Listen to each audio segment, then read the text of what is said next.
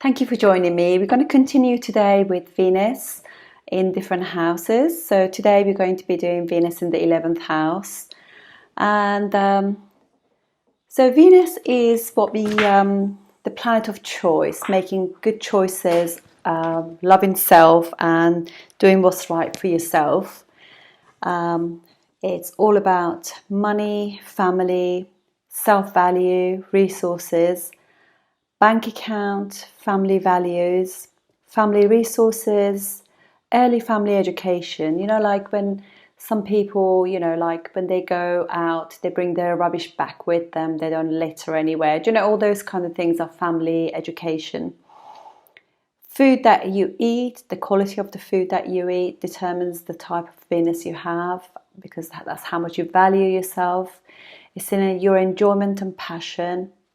Harmony, luxury, comfort, sensuality, creativity, all of the arts and media, music, perfume, textiles, marriage, partnerships, commerce, fairness, business, diplomacy, devotions, and again, obviously compromise, and choices. Again, it's all about making the right choices for yourself. So a good Venus is not going to be going for looks necessarily. It's going to go for something that knows it's going to be good for his soul or her soul. And then we have 11th house. So 11th house is house of desires, hopes and wishes, gains, elder sibling, networks, groups that we actually socialize with, big groups of friends. It's banking as well, stock market. And clearly it's going to be like one of the karma houses of desire. So we have 3rd, 7th and 11th. This will be the highest one. And this is a very interesting one because this is when Venus, which naturally rules the 2nd and 7th house of the natural zodiac. So resources, relationships, values come together with Saturn now, because natural 11th house is ruled by Saturn, is Aquarius. So this is when you gain, and Saturn rules the 10th and 11th house. And you can see that this brings in together all those things. So what would be like Lakshmi really, bringing in all those gains and opulence, things like that. So and Venus is obviously friendly with Saturn. They work really well together, and this just helps bring all those factors together of the 2nd, 7th, 10th and 11th house of the natural zodiac. So even if yours is not necessarily in those houses, these will be working behind the scene. So this means that the person will be looking for somebody who they're friendly with, or they're from their friendship groups, people that they have something in common with, they have an interest or hobby that they do together, because it will be a network of friends who will bring them together, or the introduction will be done through friends or groups. And through this network, obviously they meet the wife or spouse, and what happens is almost immediately, like the moment they meet the person and they get into a long-term relationship, then their actually 11th house of desires, luck, gains actually kicks in. So this is a wonderful placement for any man, because their wife is going to make them wealthy. And it's beautiful, because they will just have friends that they associate. These are the people who go on holiday together, have dances and dinner parties, and they literally keep within their own group, and they slowly, if people come in, they have to almost go through an initiation thing. They have to have something in common. And so you have to look after your wife, because your wife will be the one who actually kicks in your luck, your gains. And the other thing is, this also is 11th house is 8th from 8th. So it just means a divorce will mean that you will lose your gains as well. Yeah, so you want to really make sure that you go into the relationship knowing, what you're walking into, and being aware that so loss of relationship will be loss of gains as well. And this would be really nice for both men and women, really nice, you know, because it's just having something in common. They always got that point of actually coming together again, even if they're working very hard. And I did look at some charts. We're going to be looking at Jennifer Lopez, Miles Davis, and Frida Kahlo as well.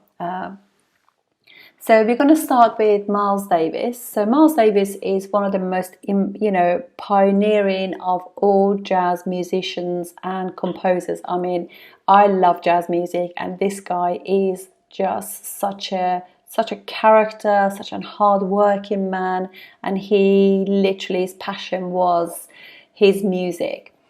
And he has, I mean, he did come from a slightly well-off family, and his father's friend bought him his first instrument, and then when he was 13 he was gifted by his dad a trumpet, and he's a saxophonist, trumpeter and composer, and he has just changed the face of jazz. And it was literally through his groups that he gained, because he would just go and spend time watching musicians, and then he would join them, and he would work non-stop in order to achieve his dreams.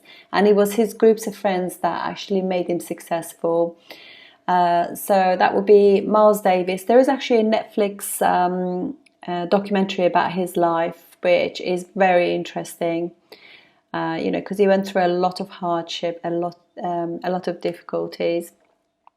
Then we have Frida Kahlo, who's a great artist who actually, through her pain with her spine, she actually, what she did, she started self-portraits, and these became really famous. But she would paint herself in these amazing colours and flowers, and it was just a vision to look at. I mean, they still have her pictures, even though she's passed, and you can see how certain people's charts go on living so strongly.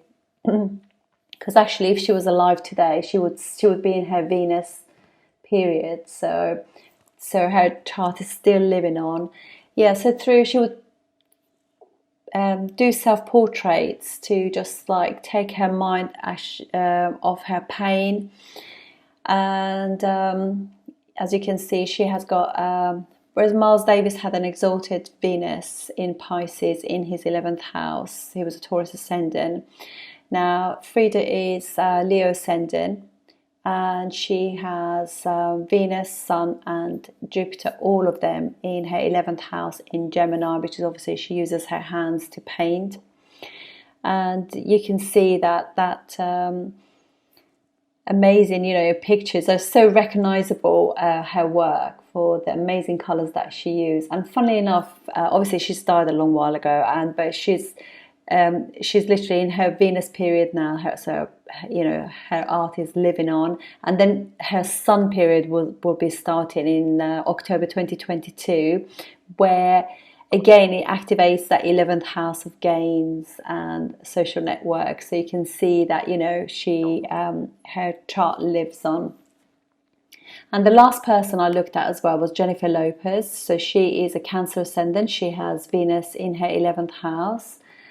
And she was also she was a dancer, and through her groups she was elevated. She's very talented anyway. I think she's one of those people, she's hardworking, so she will make things work. And she has Venus in Taurus, own sign. You know, it's amazing how she has had this world fame, and her Venus is at a very, very strong degree near the Yogatara of